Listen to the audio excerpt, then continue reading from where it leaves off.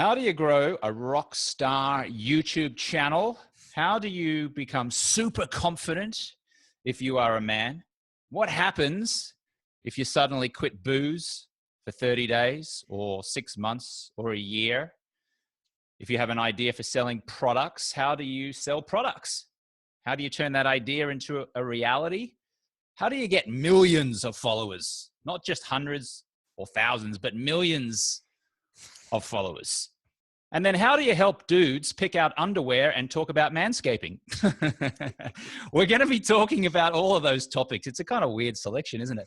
But our guest today is a gentleman by the name of Aaron Marino. He's a YouTuber, an entrepreneur. He's a men's lifestyle mentor. He has a YouTube channel which started in 2008 and now has 2.33 million subscribers. He sells hair products. He sells confidence. He's always immaculately dressed. And I first came across him when I saw season 4 of Shark Tank, where he was unsuccessful in getting a deal from the billionaire entrepreneurs on that very successful television program. So we're going to be talking talking about a few of those things today. Aaron Marino, welcome to the show, sir. Great to see you, James. Thanks so much for having me. So wait, did you see season 7 of Shark Tank where I went back? I didn't see season 7, but I know you did go back. You can't stop the story halfway, James. We'll get to the story. Don't worry. All right, sounds great. Thanks so much for having me. And from what you said, I'm excited to be here and hear what I have to say. Yeah, it's awesome. Well, I got to tell you, when I first stumbled across you, I checked out your YouTube channel, and I was thinking to myself, going, you know what? This guy doesn't seem that alpha male to me, because I grew up in like Australian culture where it's all like, you know, being a tough guy and whatever. And I actually had a program called Alpha Male Club, and this very podcast used to be called Alpha Male Club.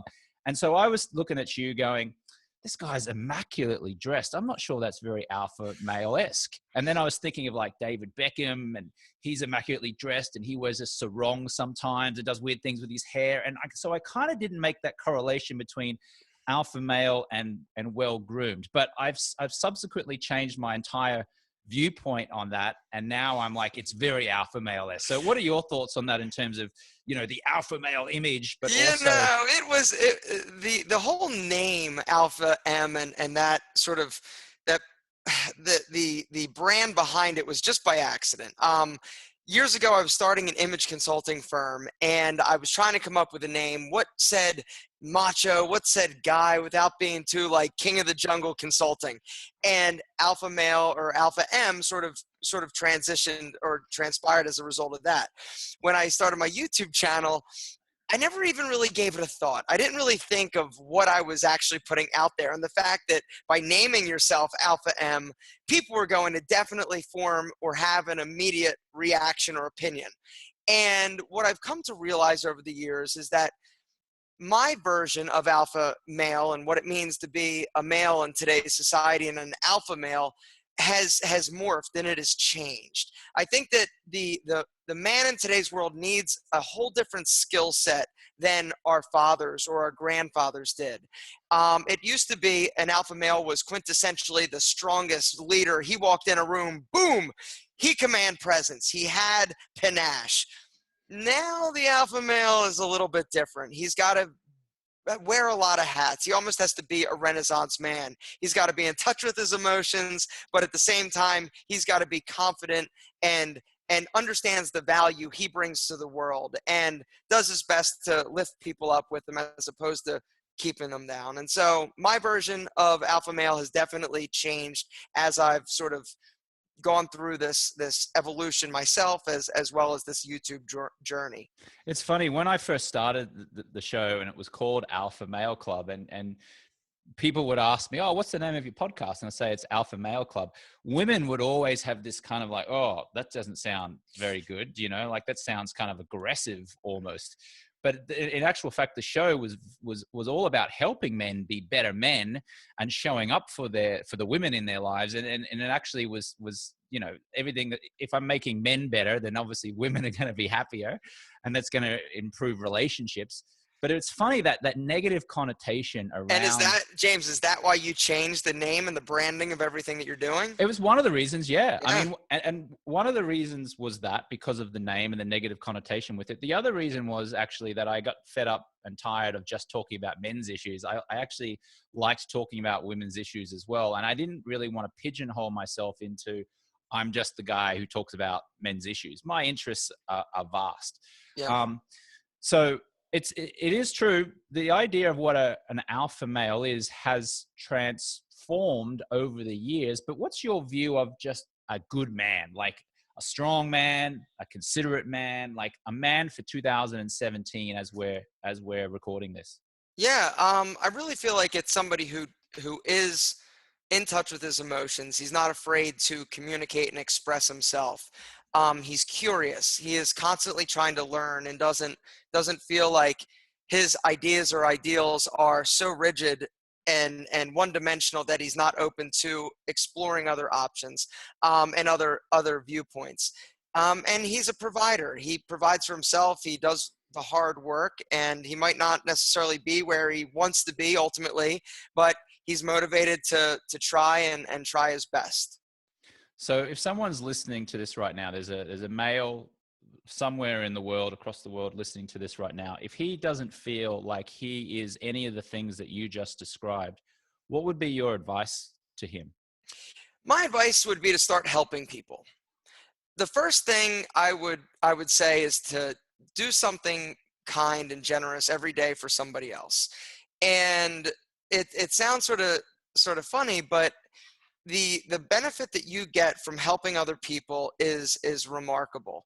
And the feeling you get, not because you get a reward in terms of anything monetary, and sometimes people might not even notice, but the fact that you're doing something for somebody else that's selfless, in my opinion, is the first step to really truly finding your confidence in that inner voice. That would be sort of the place I would start if I were just listening and I didn't know what else to do. Start helping people every day. Do something. They've done studies that have shown that the moment that you help someone else is the moment that your dopamine levels increase. Your Did you see the documentary or the movie Happy? No, I haven't seen that. No. You got to check it out. It's called Happy, and what they found, I think, what you're referring to is that helping somebody else is the response in your brain is equivalent to antidepressant drugs. Yes. And really the only thing that does is the premise behind this movie, which was fantastic, is that everybody sort of has a happiness level or threshold, sort of like tolerance with alcohol. And you might win the lottery, you win $1 million, and it might go up, but it's going to settle back down to normal really fast. Correct. Something really bad could happen to you.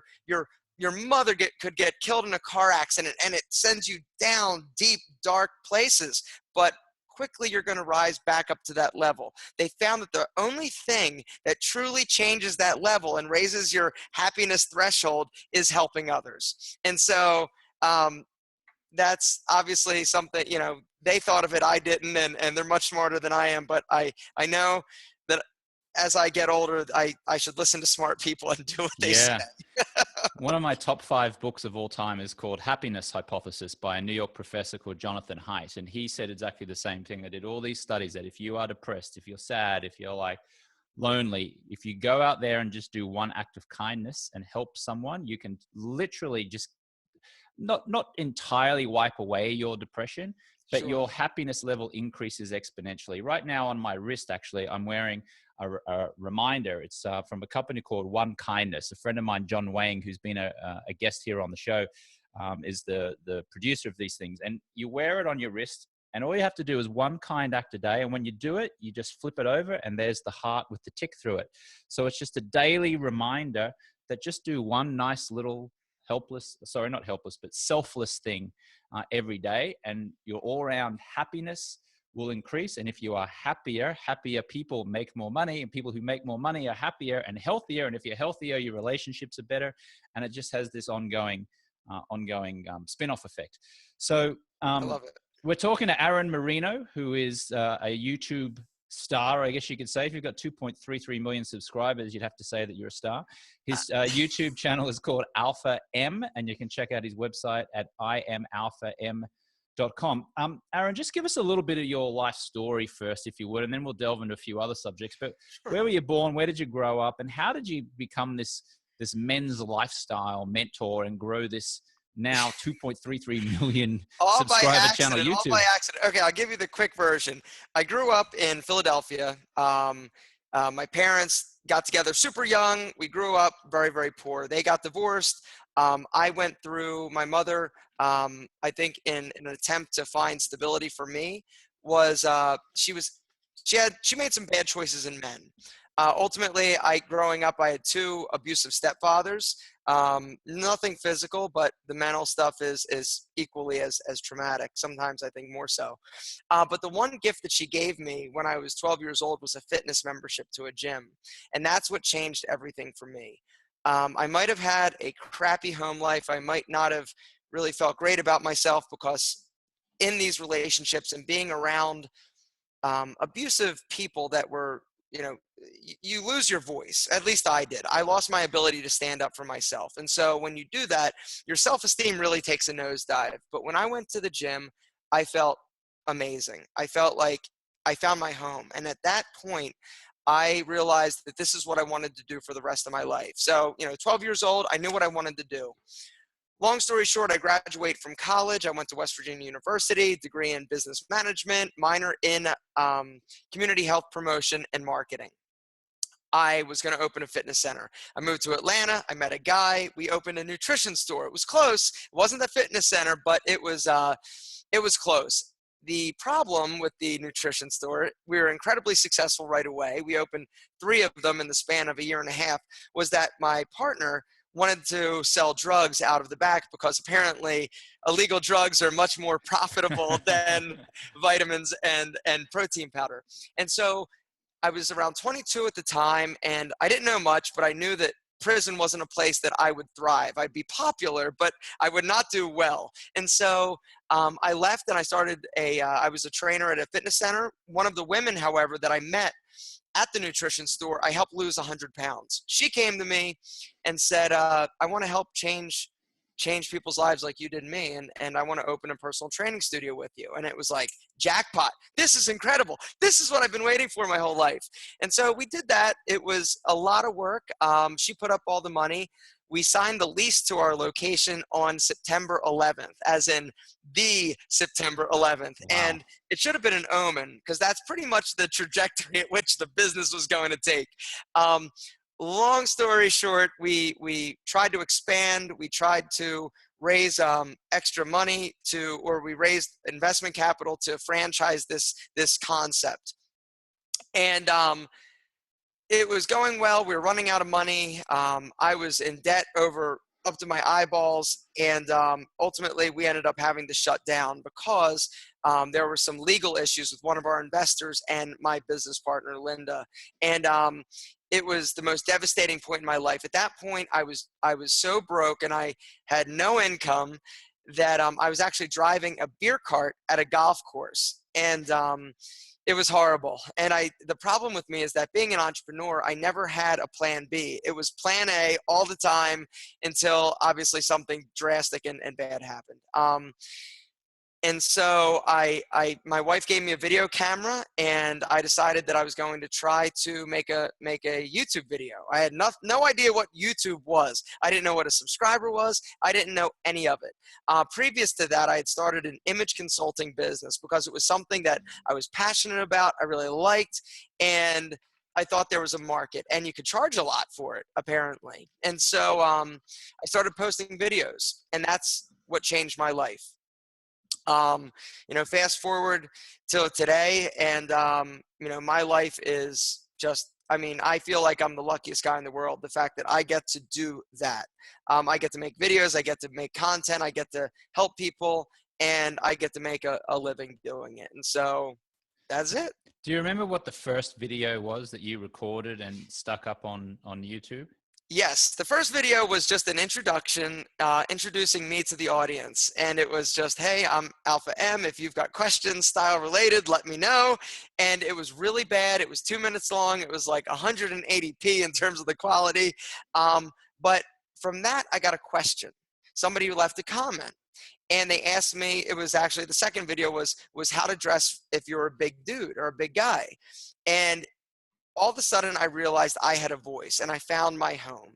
And it hooked me immediately. It was this interaction. It was this engagement, this back and forth. And I made my second video. And then the next day I made another one because somebody else asked me a question. And it was like a drug for me. And today I still get the same rush going in to film my videos as I did the first day. Did you ever question yourself and say, why are people asking me this? Why, like, no one really wants to know what I think? Or were you really confident in your own ability to be able to give advice on style and grooming and things like that? I always sort of had confidence that I always knew that there was a market for this, because when I started the image consulting business, it was one of those things where there weren't that many resources out there for regular guys to get basic advice on style and grooming. There was GQ magazine, there was Esquire, but that wasn't applicable to me or my friends or my dad. And I knew that if I had questioned how to shave my testicles, somebody else probably has too. And so at the time I was sort of cutting edge in the sense that I would talk about anything. There's really no topic that's off limits. And I was very comfortable in my own skin to be able to, sort of give the information that I felt people might want to hear about. So you started recording these videos and sticking them up, and then you started getting comments from people. And then in the first, say, 6 months, what happened? Like, in terms of, like, was it a slow growth of YouTube subscribers and followers, or was there like a tipping point where it just exploded? I'm still waiting for the tipping point. I will tell you this. It took me, what was it? 6 years to get 100,000 subscribers. And then it took me 16 months to get another 900,000. Wow, that's amazing. So just say that again. So it took me, 6 years, or I forget I think it was 6 years to get 100,000 subscribers. And then it took me 16 months to get an additional 900,000. That's amazing. And so, but YouTube has changed a lot in its algorithms and the way that it promotes people. I've seen people nowadays sort of have a message, do some things that are right, and really start to be much more successful than I was in the span of like months as opposed to years for me. But part of it is just the function of YouTube has changed the way that it actually promotes and recommends people. It's funny, people always say it takes 10, 20 years to be an overnight success. Yep. It's like, look at Ricky Gervais, who was a British comedian who slugged it out for many years before all of a sudden producing that hilarious BBC series, The Office, which then later on was picked up by NBC in the US, and they did an American version. It took him 20 years to be an overnight success. George Clooney didn't really make it big until he was in his late 20s, I think maybe 30, when he got his main gig. There's another great example I'm trying to think. Judd Apatow, who is now considered like the comedy king of New York, of Hollywood movies, and he produced Knocked Up, and he produces Girls on HBO, Yeah. and he did the 40-Year-Old Virgin movie. Mm-hmm. And, he didn't really strike it big, I think, until his late 30s, I think it was. And then you got stories like Ray A. Kroc, who really, built McDonald's into the global fast food empire that it is. He didn't really hit it big until he was, I think, in like 50, Mm-hmm. early to mid 50s. So it does sometimes take many years to be considered an overnight success, right, Aaron? That is what I have heard, and I know in my experience that is definitely true. People don't see the long hours and days, months, weeks, and years that it takes to get to a certain level of success. But yeah, it's definitely not. I don't know what overnight success actually looks like. Yeah. Worst hater email message that you've received. Can you describe it for us? Like the worst comment, nastiest comment, funniest, nastiest comment? YouTube is one of those things, and the comments are one of those sort of aspects of YouTube that you're not really ever, I don't think, prepared for, because I know, at least for me, regardless of how good I feel about myself, you could be teaching blind kittens to read and somebody would have something super negative to say about it. And for me, it never just bounces off like Teflon. It's always, it always hurts a little bit. I mean, criticism is never fun. On YouTube, on the web, it is multiplied tenfold because the anonymity. These people are saying things to you that they would never in a million years say to anybody face to face, but because it's safe and there's that autonomy, or anonymity there, that they feel that it's okay. I've had really crazy things. Everything from I've called the police to find out what my options are. I've had really crazy stalkers. I mean, it's that's a whole nother conversation. But there's some crazy people online. When you say you had some crazy stalkers, was it a woman or a man? It was a man. Okay. It was a man, and yeah, it was a man that was just sending me just incredible amounts of very disturbing content and emails and threatening my family. He would walk right up to the point of physically harming me or my wife before he'd back off, because that's where the true harassment and crime starts. It's gotten better in terms of the laws have gotten a lot more protective of people online, and they're having to adapt and adjust based on just sort of the way that we live nowadays. But it was tough. Well, what percentage of haters do you get to people who post either positive or? Oh, it's not even, and that's the thing. It is the positive outweighs the negative 1,000,000 to 1. Right. That's it. I mean, don't let that or criticism stop you, because the love and the passion and the people, the community is just so much. It's just amazing. It's life changing. Don't let those few people dissuade you. But you asked. Yeah. It's so funny. I remember in 2010, I was blessed to meet and interview my childhood idol, who is John Bon Jovi. Whoa! And on September 7, 2010, I was in New York City, and I got to interview him for 20 minutes. I was filling in for a journalist friend of mine, and I got to interview John Bon Jovi. And he's like, anyone who's known me for a while knows that I'm a massive Bon Jovi fan. In fact, look at my little figurine I have here, Aaron. John Bon, yep. There he is. I've seen him 3 times in concert. You and one of my best friends would definitely give each other a run for your Bon Jovi money. I've seen him 13 times in concert. You win. But anyway, in 2010, I interviewed him, and at the end of the interview, I thought, I'm just going to go for it here. And I just started a blog and a YouTube channel around my favorite English soccer team called Tottenham Hotspur. I support a team called Tottenham Hotspur. And so I created this blog called Tottenham Nation. And this was like my first foray into the blogging world. And at the end of this interview with John Bon Jovi, I said, John, is it okay if I ask you some questions about my English football team, Tottenham? And you clearly will not have any clue what I'm talking about, but that's where the humor will come. And I'll ask you the question, and then you play dumb, and maybe I'll put it on my Tottenham blog. And he said, sure, no worries. And he played along with it. So I asked him these questions like, Mr. Bon Jovi, now that Rafa van der Vaart has arrived at White Hart Lane, what do you think this means for the future of Jermaine Jenas? And then he would give a funny answer. Yeah. Like he said, oh, he's fucked. And then, and you can actually see this video. If you go to YouTube, you type in my name and Bon Jovi or Tottenham, it should come up and you can see it. Anyway, I did this video. I stuck it up on this YouTube channel called Tottenham Nation, I think it was, or maybe it was my James Swannick YouTube channel.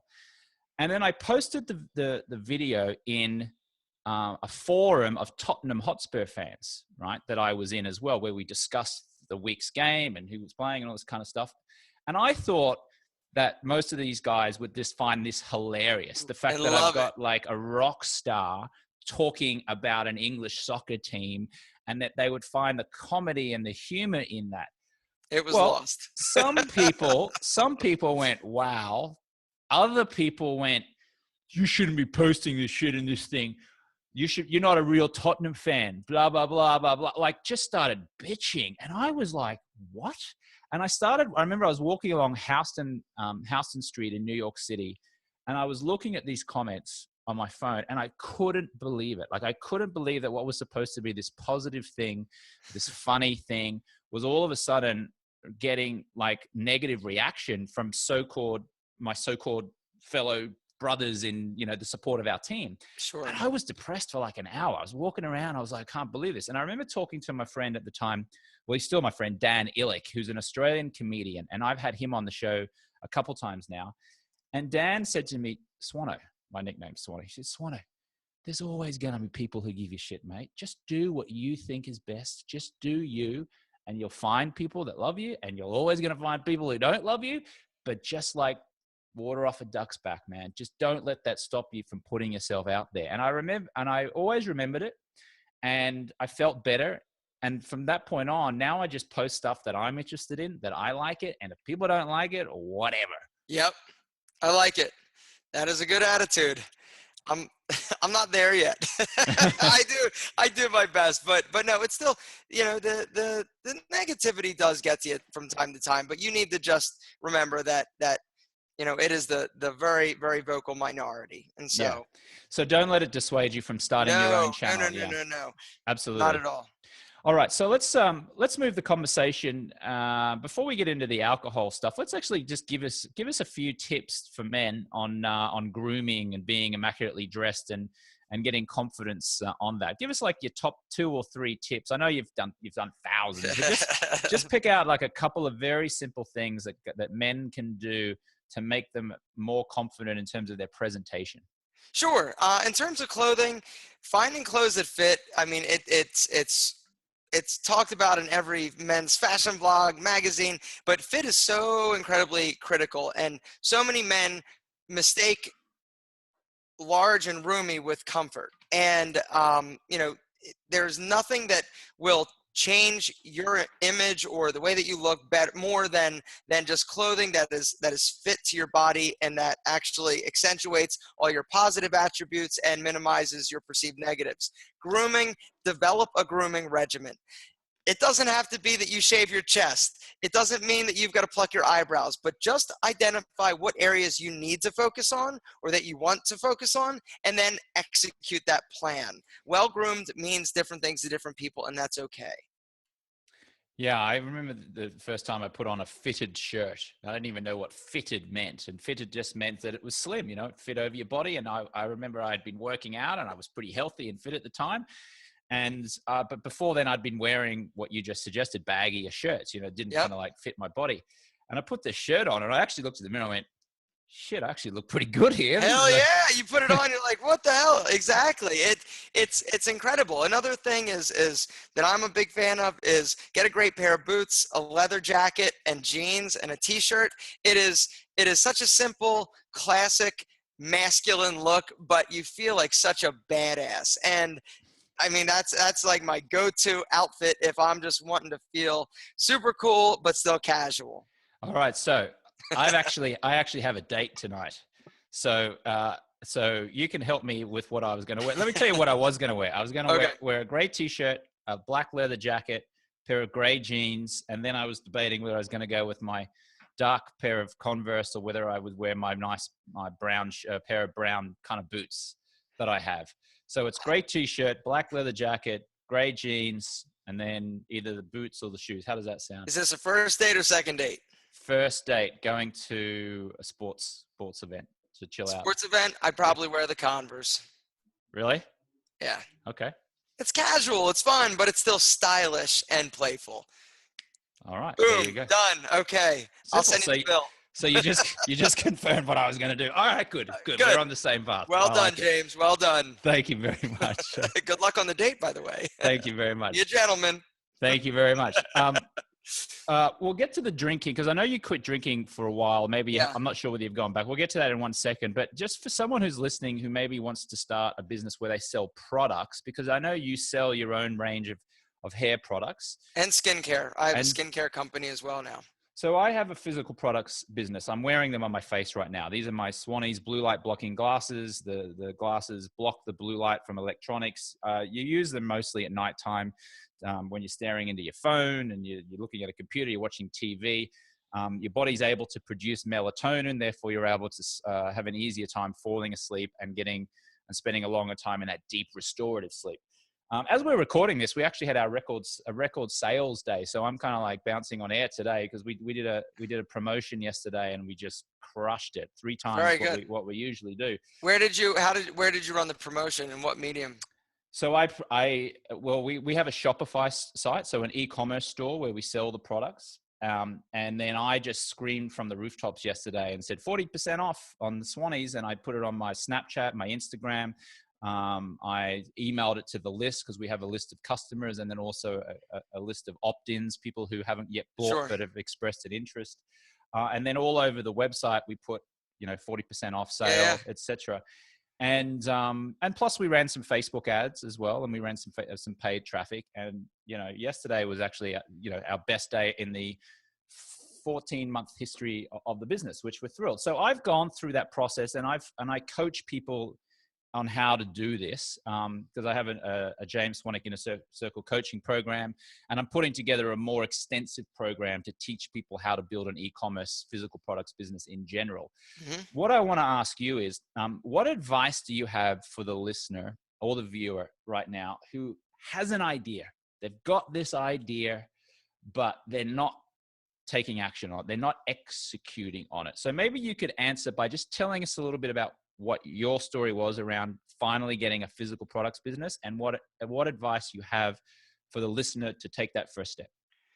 So for me, failure doesn't really scare me anymore. And the thing that does scare me is having an idea and not actually going after it and having regret. And so for me, because I've had a few successes now, my risk is minimized. It's also a little bit lower because I've built this big community of men, and I sort of know what they're interested in. My first sort of physical product was the DVD series that I pitched on Shark Tank.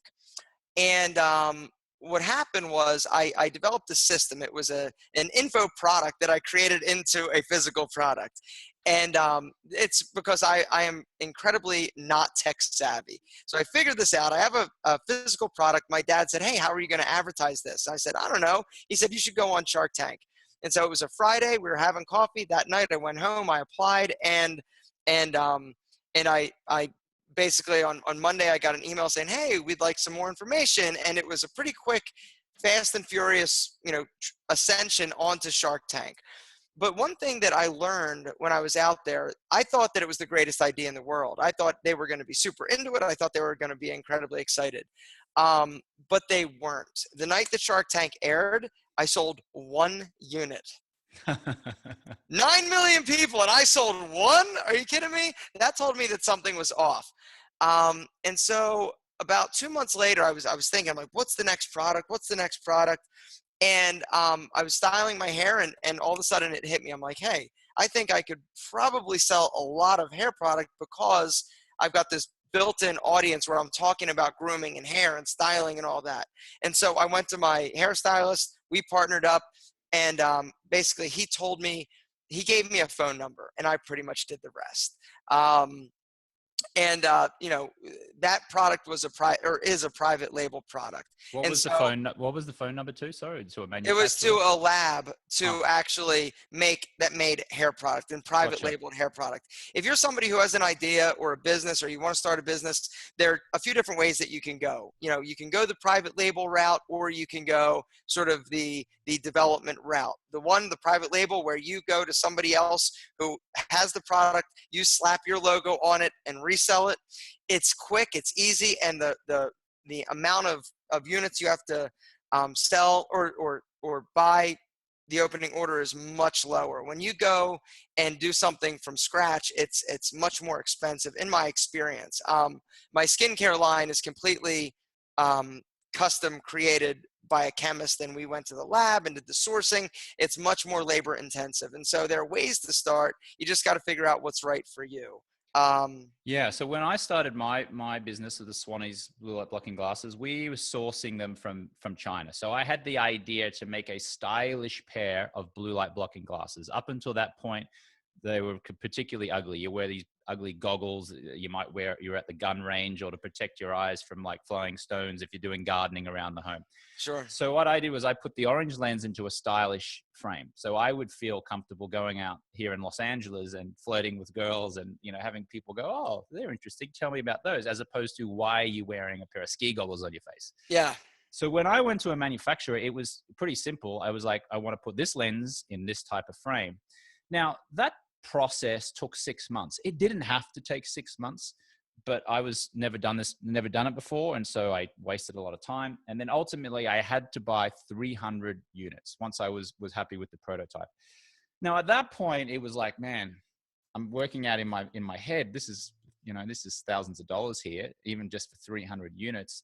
I don't know if anyone's going to like this. Should I do it? Should I not do it? And in that moment, it was like, you know what? It's either short-term pain or long-term struggle. So I was like, I'll take the short-term pain of investing the money and just do it and risk it and see what happens. And in my head, I was like, what's the worst that can happen? The worst that can happen is I lose my money and I find out that people don't love it. But thankfully, I got a minimum order. It was only 300. You know, I mean, if I had a choice, I would have said, I'll do 30, you know. Yeah, absolutely. So I got the 300. I launched it on Black Friday 2015, and we sold 3 on the first day, and then 4, and then 5, and then it came back down to 4, and then it jumped to 8, and I kind of hovered around there, you know, around underneath the 10. But guess what? I sold out of them. Like, it took a while, but we sold out of it. Yeah. I was like, okay, cool. This is enough.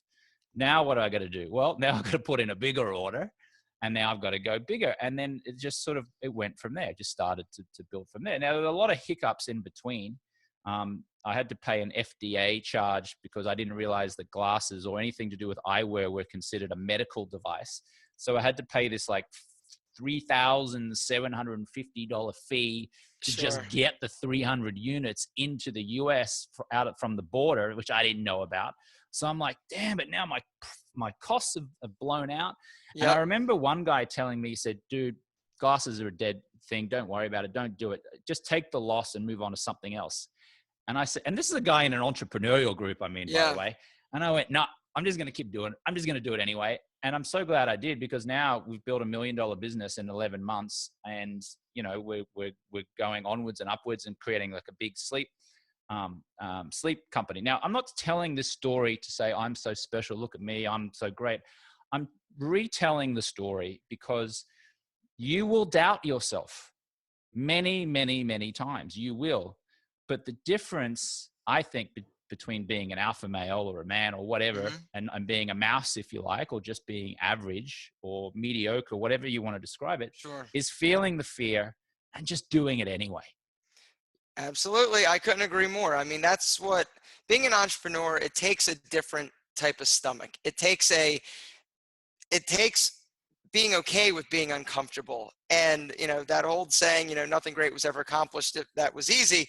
You got to have risk. If there's no risk, if there's not that little bit of fear in whatever you're doing, it's not right.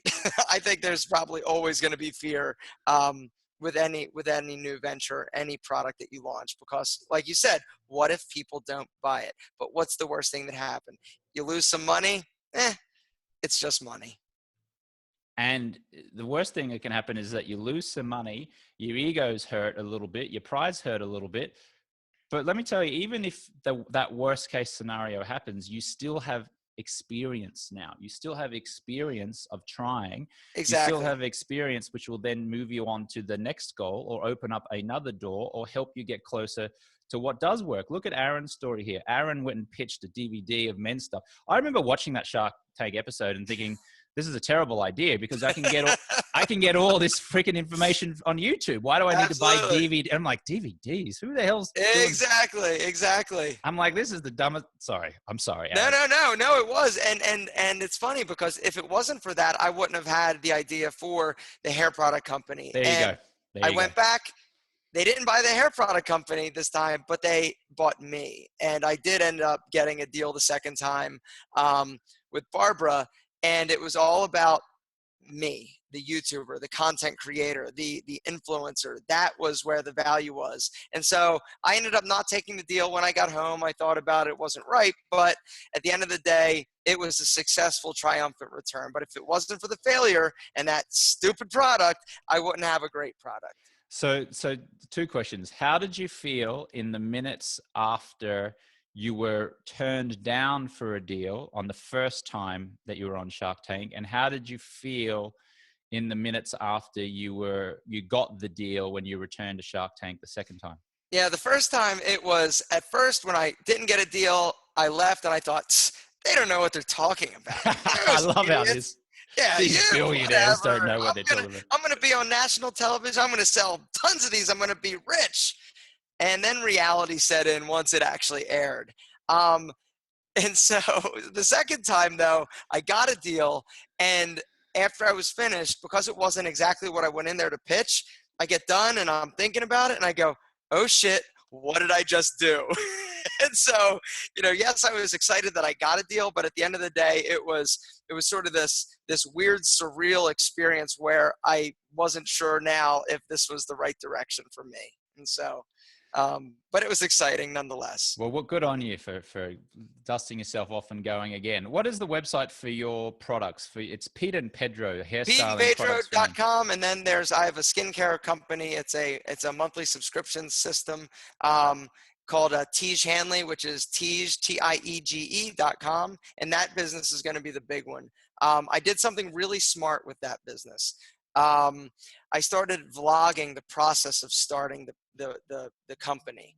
And basically I allowed some of my subscribers, whoever wanted to come and experience the starting of the company and building the brand with me. Each week there was a business lesson. And so I was giving value. And in today's world, and the way that we basically consume things in terms of we buy products that we connect with on an emotional level. And it was the smartest thing I did, was to actually give value before actually asking them to buy anything from me. And so that business is just incredible. And it's going to be a big success story. I've got 3 partners with it, and we are crushing it. That's awesome. Amazing. Congratulations. Yeah. I'm looking at it online now. Tiege.com, Tiege.com. Looks really cool. It says, introducing Tiege Hanley, helping men look amazing with a simplified skincare system. It's true. Every time I talk about how I built this business of my sleep company, Swannies Sleep, people end up being customers. They feel emotionally involved and invested in the growth of the business, which is terrific. It's customer loyalty and feeling a part of that, and it's just stripping back and showing people how you do this business really is powerful for selling your own products and building your own brand. Let's move the conversation now. We're on the homeward stretch here, and we are talking to Aaron Marino, YouTube star, entrepreneur, and men's lifestyle mentor. You can check him out at alpha.m.com and his YouTube channel, which is alpha.m. Now, many of my listeners will know this, and maybe they're a little bit sick and tired of hearing me talk about it, but I quit alcohol in 2010. I was tired of being hungover, and I was a little bit overweight, and I was a bit tired and lethargic. In 2010, I decided, you know what, I'm just going to take a little 30-day break and see how I feel. And after 30 days, I lost 13 pounds. My skin got better. I looked better. I slept better. I was more productive. I started hanging out with a more inspiring type of friend and person. I joined the gym. I started concentrating on nutrition a lot more. Had all of these amazing benefits, including clarity and focus. And it felt so damn good. I just kept on going, and I haven't drunk since. And then people kept asking me about it all the time. So a couple of years ago, I started an online program called the 30-Day No Alcohol Challenge. It's now a book, 30-Day No Alcohol Challenge book. If you want to check that out or get your free copy, you can go to 30daynoalcoholchallenge.com/book. And now somehow I've become like a poster child of sorts for guys and women quitting alcohol for at least 30 days and maybe more. And maybe they end up reducing their alcohol intake, and some of them end up quitting forever. What was your experience with alcohol? What did you set out to achieve, and what have been the benefits you found from? I drank alcohol from the time I basically was in 11th grade until I quit. I consumed alcohol. I consumed too much alcohol, but it was nothing that I would consider myself to have a problem with. It was just the way that I socialized and I lived. But one of the bad habits I picked up when I went away to college was using nicotine. I chewed tobacco. And I did this for 16 years. I did 2 cans a day, which is the equivalent to a 6-pack of cigarettes a day habit. And so you can imagine the level of addiction that was going on with me. And I decided one day that it was time to quit. It was the day after, it was New Year's. It was the 2nd of January, 2000 and it was 2012. So about 5 years ago. And I decided I needed to stop chewing tobacco. I put it down, but I realized if I was going to be successful, I had to stop drinking because it was too much of a trigger. As soon as I had that first sip of beer, I craved nicotine. And so I stopped. And it was the hardest thing I ever did, not the alcohol, but the nicotine. And quitting chewing tobacco is the thing that I am most proud of myself for doing, because I have apparently an addictive personality, and I never thought that I couldn't see myself as a non-nicotine user. But what happened was remarkable. I don't think necessarily it was because of the nicotine. I really believe it was because of the lack of alcohol. All of a sudden, everything started to get clearer. I was more inspired. I was focused. I was looking at the world differently. I didn't have a hangover every day or on Saturday. I was more productive. I slept better. Everything that you're saying, James, was I was experiencing. And I learned things the hard way. You could tell me that, but until I actually did it and experienced it for myself, I would have never learned. I would not have been the guy to pick up the 30-day challenge and actually take it, because it was not in my wheelhouse. It wasn't in I didn't think I needed to. But what happened was remarkable. So much so that I have sort of quit drinking. I mean, I will still have, I don't say that I'm a non-drinker, because to be honest, I like the idea of a glass of wine at an Italian meal. I like the idea of sipping on a nice glass of scotch or a bourbon. But whenever it comes down to me actually doing it, I don't. And I think it's like the idea sounds great in my head. And it's not that I have a problem with somebody else who's drinking. I just know for me, I'm in a really good place and I'm really happy. I'm really productive and I don't want to fuck it up. And if there's anything that I do in my life that is potentially going to derail the path that I'm on, I don't want to do it. And so for me, the alcohol was just not drinking alcohol is a byproduct of quitting tobacco, but the benefits have drastically and far outweighed any drink that I ever had or ever will have. But like I said, I still occasionally will have a glass of wine with my wife at dinner once every 2 or 3 months, but I haven't been drunk in probably 5 years. Amazing. Well, thank you for sharing your story, Aaron. That's amazing. And congratulations for the, tremendous health benefits that you get from it. And I don't know about That's you, that's the other thing. I mean, I'm a vain person. I like to be in shape. I like to look good. I like my clothes to fit well. I like to look decent with my shirt off.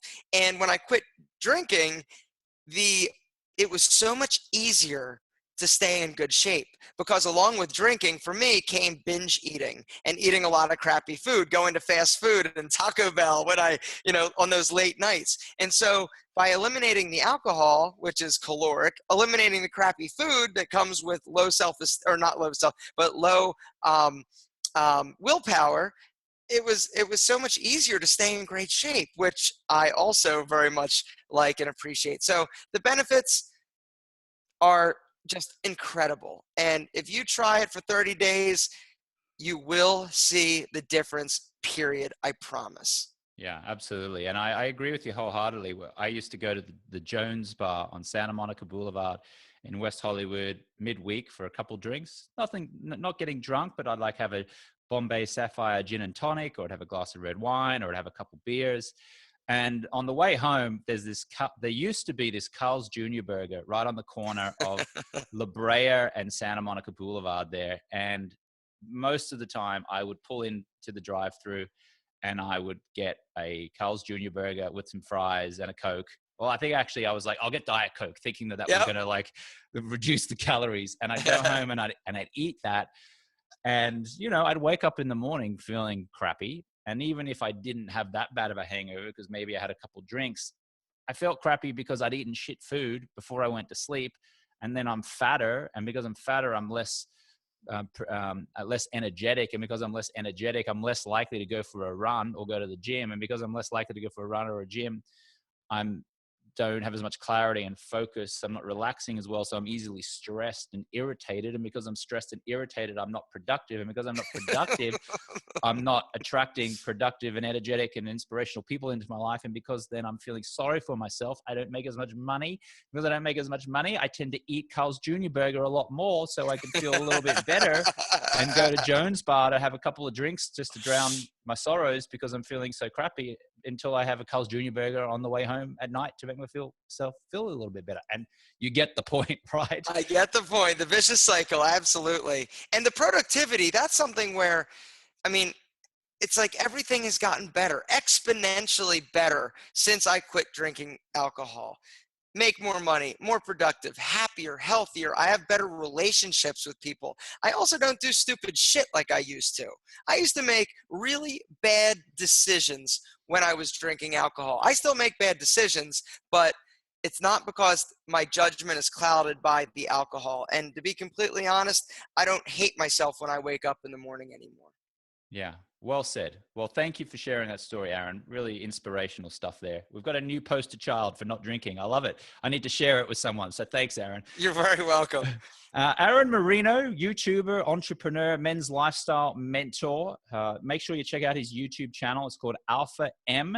As we're recording this, he has 2.33 million subscribers. If you can check out his products, you can go to tiegehanley.com. That's TIEGE Hanley.com. Just Tiege.com. I'm sorry. Just Tiege.com. My mistake. Thank you. Tiege.com. TIEGE. And if you want to check out his main website, go to iamalpha.m.com. Aaron, this has been terrific, mate. I really appreciate your time. Thank you for sharing your story and your words of wisdom with my audience. James, thanks for doing what you're doing. You're really changing people's lives. And so I appreciate it, and I'm honored to be a part of it just for a little bit. So thank you so much. Thank you, sir.